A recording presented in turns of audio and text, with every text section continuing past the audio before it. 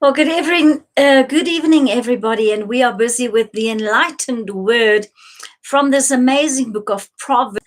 And tonight, I want to give you only two scriptures, and these are from chapter 12, verse 11 and 12.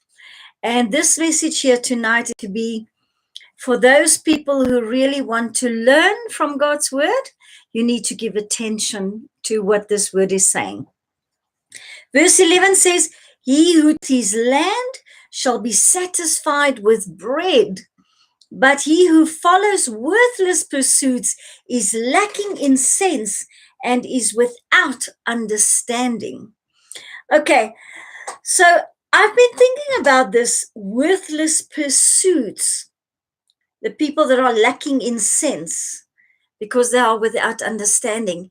If I understand that correctly, it means that there's people that try and do some things in life, but they don't succeed. And so therefore they lack understanding. That's what God is saying.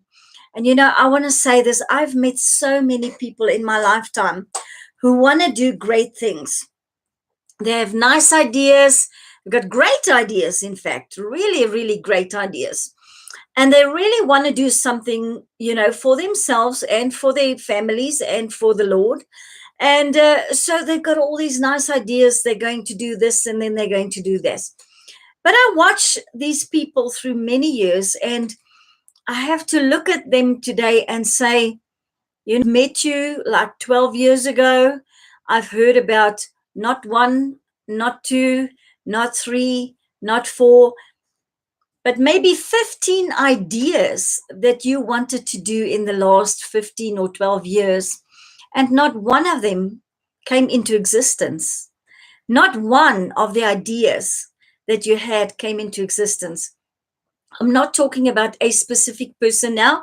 I'm talking about quite a few different people who I've met who had ideas on how to do things in life. And then they've got this great idea. They want to go for it. They tell you they're going to do, like, there's this one guy I knew. He was going to bring emos in from some other country, Australia or somewhere, and breed with them. 3 months later, I met him, I saw him, and he said, no, now he's going to make tiles. And I'm like watching this, and then 2-3 months down the line, I'm waiting for the tiles to come, and then I see, no, now he's busy with something else. And then, every few months, there's a new thing. There's a new venture. There's something new he wants to do. Or her. I've met many women as well in the same sense.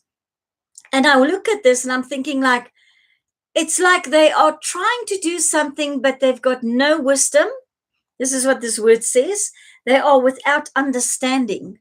They don't know how to do it and what to do it because they don't go to God and ask God to help them with that thing. And I think this is the reason why they just never get into that place where they can actually do that thing and say, well, now they've succeeded and made a success of their life, because there's so many things they want to do, but every few months there's something new, and they just never stop with ideas. Every few months you see them, oh no, they've got this new idea now, but this time it's going to work, and they are so positive about it. And then you look at them and you think, did you ever speak to God? Did you go to ask him? Did you go to God and ask him? That gets an idea and then go to God and say, Lord, you help me to do this. And then they succeed. And I've seen this so many times. I've seen where people are trying to do something. And I'm not saying there's anything wrong with it. If you have a nice idea, go for it. Do it. Trust the Lord. I mean, myself, if I have to look at something I did in my life very, very early in my life, I had this great idea. I was a young lady and I was staying alone in Bloemfontein in a flat.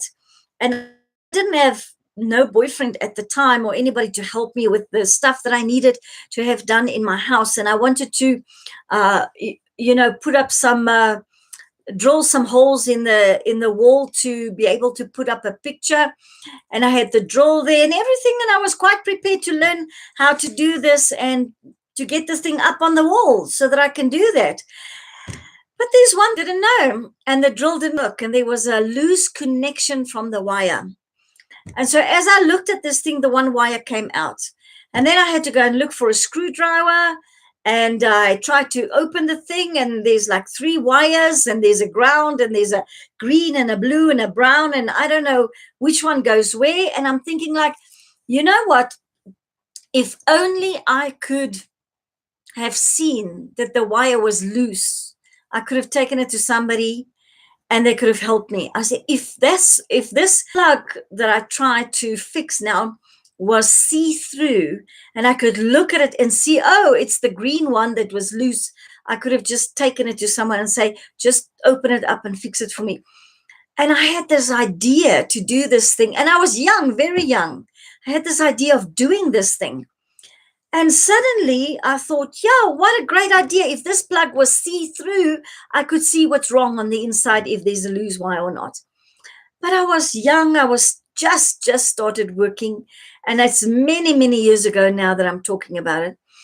And I forgot about this thing. And I just carried on with my life. And it's true, as true as I'm sitting here before you today, many, many years later, I came into Pick and Pay one day, into one of the shops, and I went to go and buy a plug for me, and there they were, see-through plugs. And somebody had taken that idea, and they had done it, and they probably made a lot of money from it. Now, that was a good idea, but nobody knew that I had that idea because I didn't share it with anybody. So I'm saying there are ideas that we get, and sometimes if we go for it and work on it, you could be a success and make a lot of money. But these people, the Bible says here, they lack sense and they are without understanding because they've got all these worthless pursuits of things that they want to do in life. And it's like they're just not getting anywhere. But God says here, he who tills his land shall be satisfied with bread.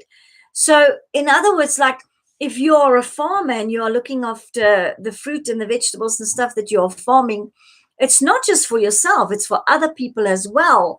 And God says you will always have enough because it's not just for yourself that you're doing it. But those people that have all these ideas and, worthless pursuits, they are lacking sense and is without understanding. And this is what the word is saying to us tonight. And then he says in verse 12, the wicked desire the booty of evil men, but the root of the uncompromisingly righteous yields rich fruitage. Which is exactly what I've been saying to you, is that if you do something right and you are in right standing with God, he will make sure that you receive everything that you are working for, and you will have a rich reward. Your fruit will be much. It will be plenty. It will be abundance. This word says richer fruitage. There's another way of saying it, but I mean, God is saying here, there will be such an abundance of everything that you are doing that you will be so blessed. So if you are one of those people that have tried a lot of things through your life, every few months you've got a new idea of things that you want to do, and nothing has come of it, can I give you some humble advice tonight?